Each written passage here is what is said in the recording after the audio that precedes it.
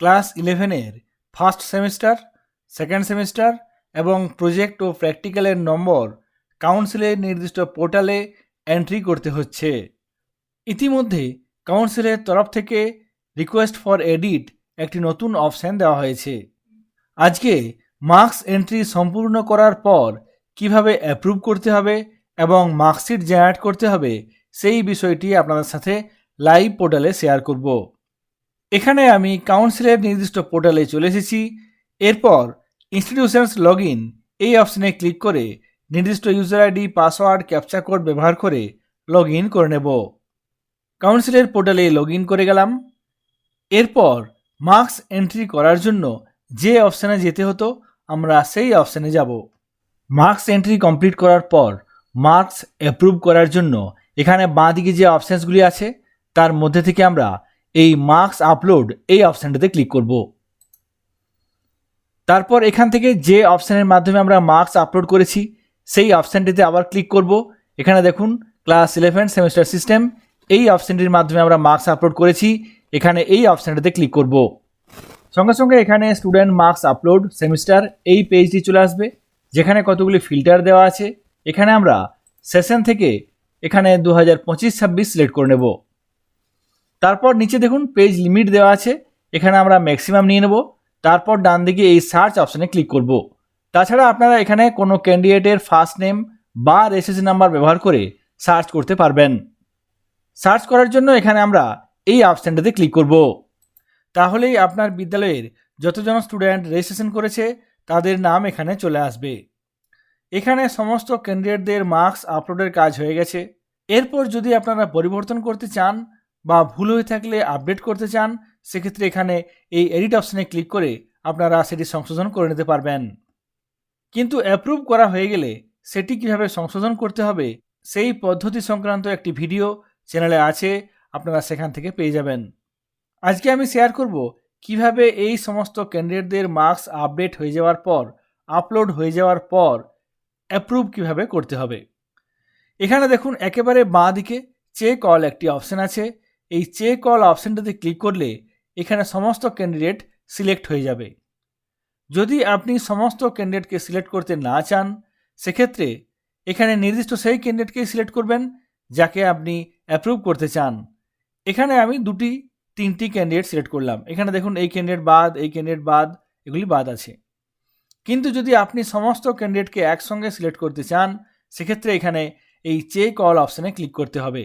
প্রথমেই যে check all অপশানটি আছে সেই বক্সে ক্লিক করতে হবে। চেক অল এই বক্সে ক্লিক করলেই এটি সিলেক্ট হয়ে যাবে এবং এখানে যতজন ছাত্রছাত্রীর নাম আছে তাদেরকে একসঙ্গে সিলেক্ট করা সম্ভব হবে। এখানে সমস্ত ক্যান্ডিডেটকে সিলেক্ট করা হয়ে গেলে এরপর ডান দিকে একটি অপশান আছে অ্যাপ্রুভ। এই অ্যাপ্রুভ অপশানে ক্লিক করে সমস্ত মার্কস যে আপলোড করা হয়েছে সেটি অ্যাপ্রুভ করতে হবে। অ্যাপ্রুভ করার জন্য এখানে ডান দিকে এই সবুজ রঙের অ্যাপ্রুভ অপশানটিতে ক্লিক করব। সঙ্গে সঙ্গে ওয়ার্নিং মেসেজ আসবে, এখানে আপনাকে ইয়েস অপশানে ক্লিক করতে হবে। এখানে টিক, ডান, ওকে। অ্যাপ্রুভ করা হয়ে গেলে এখানে দেখুন অ্যাকশনের ঘরে এডিট অপশান আর আসবে না। আপনি কোনোভাবেই এডিট করতে পারবেন না। তবে কাউন্সিলের তরফ থেকে এই বছর রিকোয়েস্ট ফর এডিট একটি নতুন অপশান অ্যাড করা হয়েছে। যদি আপনি কোনো ক্যান্ডিডেটের নম্বর এডিট করতে চান, সেক্ষেত্রে আপনাকে এই নির্দিষ্ট ক্যান্ডিডেটের বক্সে সিলেক্ট করতে হবে।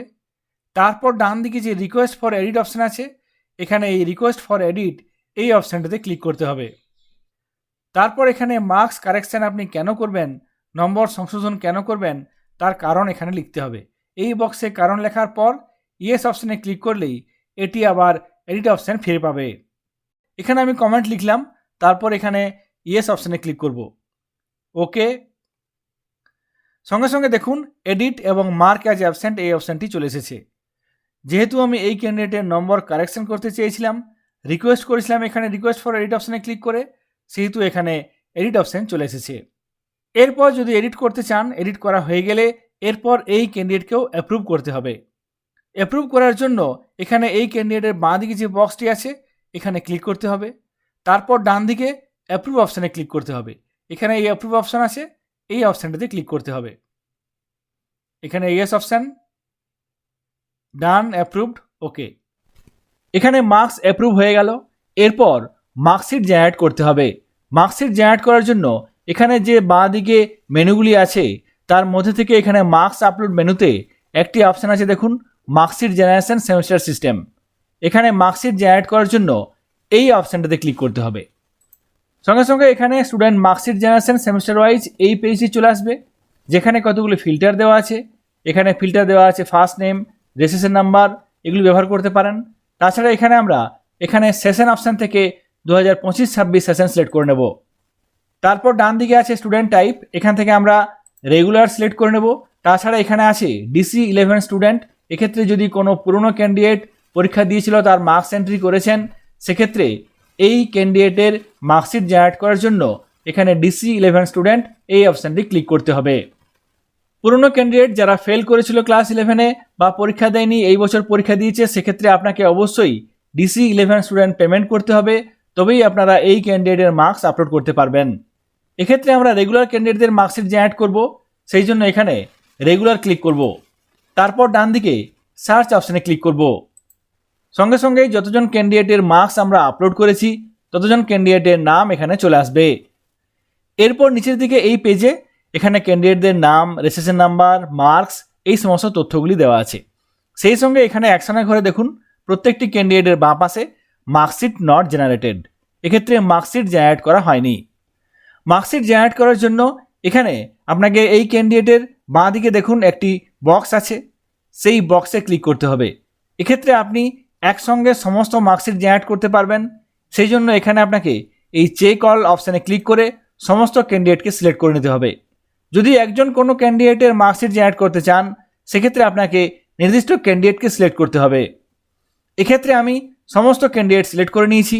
এরপর মার্কশিট জেনারেট করার জন্য ডান দিকে উপরে দেখুন জেনারেট মার্কশিট একটি অপশান আছে, সেই অপশানটাতে ক্লিক করব। আর ইউ শিওর, এখানে ইয়েস, ডান, অ্যাপ্রুভড, ওকে। সঙ্গে সঙ্গে এখানে দেখুন অ্যাকশনের ঘরে ভিউ মার্কশিট অপশান চলে এসেছে। এই অপশান থেকে আপনারা প্রত্যেকটি ক্যান্ডিডেটের মার্কশিট দেখতে পারবেন, সেই সঙ্গে এই পেজে গিয়ে আপনারা মার্কশিট প্রিন্টও করতে পারবেন। কোনো একজন ক্যান্ডিডেটের মার্কশিট দেখার জন্য আমরা এখানে এই ভিউ মার্কশিট অপশানে ক্লিক করব। সঙ্গে সঙ্গে এখানে নির্দিষ্ট ক্যান্ডিডেটের মার্কশিট চলে এসেছে। এই মার্কশিটে সেমিস্টার 1, সেমিস্টার 2, প্রজেক্ট, প্র্যাকটিক্যাল, সেই সঙ্গে সেমিস্টার 1 সাপ্লিমেন্টারি, সেমিস্টার 2 সাপ্লিমেন্টারি, এই সমস্ত পরীক্ষাগুলির নম্বর থাকবে। এই মার্কশিটের নিচের দিকে একটি প্রিন্ট অপশান আছে, আপনারা এই প্রিন্ট অপশানে ক্লিক করে প্রত্যেকটি ক্যান্ডিডেটের আলাদা করে মার্কশিট প্রিন্ট করতে পারবেন। তাছাড়া আমরা দেখে নেব কিভাবে একসঙ্গে সমস্ত মার্কশিট আপনারা জেনারেট করবেন। এখানে এই অপশানটা থেকে আমরা বেরিয়ে যাব। এখানে দেখুন এই পেজে উপরের দিকে একটি অপশান আছে বাল্ক মার্কশিট ডাউনলোড। এক্ষেত্রে একসঙ্গে সমস্ত ক্যান্ডিডেটের মার্কশিট ডাউনলোড করার জন্য বাল্ক মার্কশিট ডাউনলোড অপশান দেওয়া হয়েছে, এখানে এই অপশানটাতে ক্লিক করব। সঙ্গে সঙ্গে বাল্ক মার্কশিট ডাউনলোড 2025 এই পেজটি চলে আসবে, যেখানে আপনাকে মার্কশিট জেনারেট করার জন্য নিচে এখানে স্টার্ট পিডিএফ জেনারেশন এই অপশানটাতে ক্লিক করতে হবে। সঙ্গে সঙ্গে দেখুন প্রসেসিং ফর পিডিএফ জেনারেশন, এখানে দেখুন প্রোগ্রেস, এখানে ডান চলে এসেছে, অর্থাৎ কমপ্লিট হয়ে গেছে। এরপর সমস্ত মার্কশিট ডাউনলোড করার জন্য এখানে এই ডাউনলোড অপশানে ক্লিক করতে হবে।